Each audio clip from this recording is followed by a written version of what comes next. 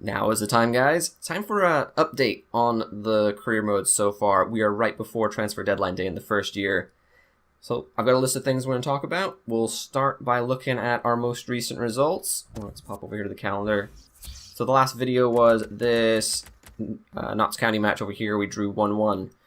We went on to play away to Wickham, another draw, 0-0. Kind of a boring game. We just couldn't get a hold of the ball and make chances, but neither could they, so that's as far as it got.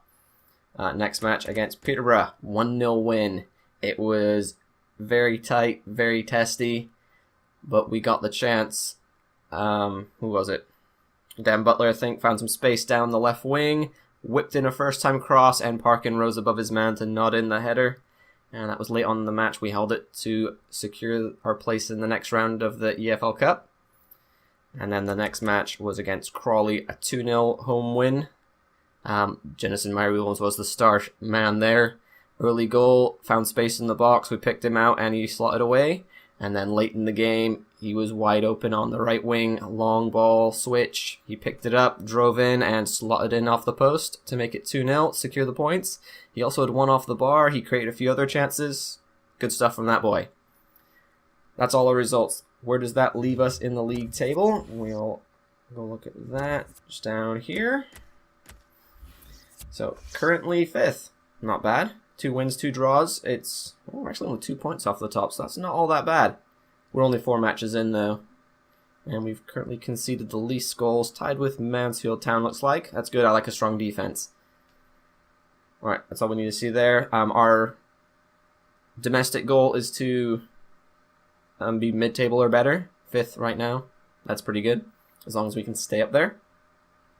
Let's move on to the more interesting things. We'll look at the youth development goal. Let's take a quick peek at that over here. They want 4 youth players into the senior team the same season they're scouted. So 4 into the youth academy and 4 signed. So we've got 1 in. It says we got 1 eligible. But here's the thing, he's still 15. We'll take a quick look at him down here. Harrison Morris. 15 years old, not eligible yet, but really high potential. His stats, moderate, good aggression, which is decent for a center back, as long as you don't mind him picking up a card or 2. Moderate physical stats. It says there is a player style is physically strong. I like those. They're easy to grow into what you want. But his other stats not that great. His tackling okay shot power as well. And the other ones that seem to be moderate, long shooting and ball control. So he could be a guy that picks up the ball at midfield, dribbles past a couple, and then rifles a long shot on target. Defenders like that are always fun. So we need to get more youth players in. It's almost the beginning of a new month, and I've got 2 scouts that both report back at the beginning of the month, so we'll have some shortly. Now let's talk about the most interesting of the board expectations, the finances. Salary growth under 20%. I've come to a plan about that. We'll go over that in a second. Let's look at the other ones. Brand exposure is all about home attendance, which we're doing okay. And there is no Continental because we don't play Continental. So, the goals here. Salary growth under 20%. Profit margin of $8.5 million. We're at 10% already, which is okay. But we'll bob over to the finances screen to see what's actually happening. Our profit is almost $1 million. Let's look at the earnings overall. The preseason prize money is most of that. A little bit of cup prize money. Season tickets was fairly weak. The match day tickets and merchandising are our main thing right now. But I think match day tickets are going to be the biggest income for the rest of it, unless we start selling players and reducing the wage budget. In terms of expenses, I may have made a whoopsie in spending so much on the scouting network early, but I think we're going to have to turn that into one of our best assets, now that I've already spent it. The rest is player wages, so maybe we'll have to find a way to reduce that. Stadium maintenance is kind of negligible. It's just a little chink out of the income for home games. Travel costs can be big, but the way they've done it, they actually put a lot of research into it. I will show you how. The furthest game we're probably going to have to play is Carlisle, and we've already played them away. Where are they? Down near the bottom of the list. There's our league opener. Travel costs right there. $50,000 to travel to Carlisle, but they are the northernmost point of England, pretty much, and that's probably going to be the most we'll have to pay in travel costs. So at least we got that one out of the way. We'll take a quick look at the other things. Preseason prize money, scouting networks down there. That's all that. A little bit of cut money. See, the stadium maintenance is negligible. We don't worry about that. Player wages are the next biggest chunk of change. We might have to find some way to bring that down. Shirt sales are going okay. It's fine. Travel costs over to London, that's not a big deal. We can afford that in comparison to our home gates, which are... Where's match tickets? That was a cup game, so those are a little bit less. There's a home game, Crawley. 60K for match tickets for a league game. That's pretty good. Okay. So, what we need to do is figure out how to increase our match tickets and stuff like that. There's actually nothing I can do except win. We've been doing okay and getting good results. And we need to find a way to reduce our expenses, mainly wages. How do we do that? For that, I'm going to go over to the sell players screen right here and organize by wages. Our top wage guy is John Parkin. It sort of makes sense since he's our highest rated player and our best goal scorer. But the part that I find unrealistic is that he came up a division to play at Newport, so his wage demands shouldn't be that high. So, we got choices with him. Offload him, reduce the wages, maybe a little piece of cash from the transfer since he's got a moderate price on him and he's playing well, so that might encourage higher bids. The other thing that might change is, we've got 5 loanees in, and in total they add up to 6,000 or so. Yeah, 6,000 in wages, so that'll cut that down a lot.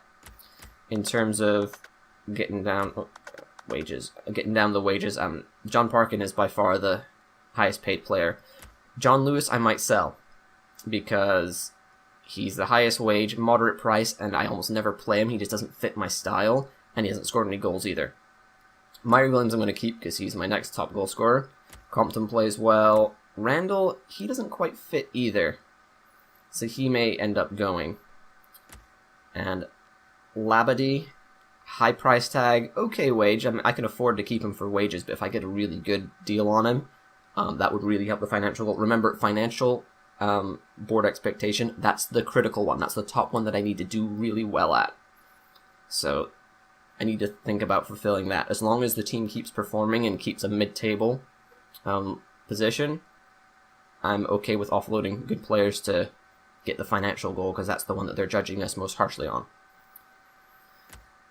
Darren Jones, decent player, relatively low wage budget for what he is. We'll keep him.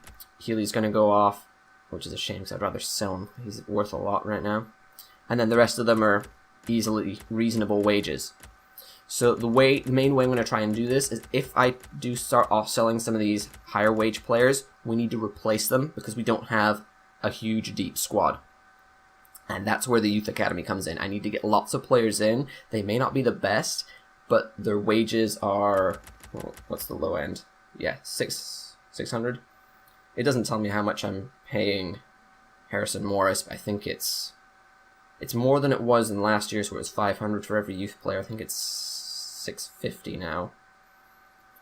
So what we need to do is cut down some of these, upper 1,000, 2,000, 3,000 players and replace them with 600.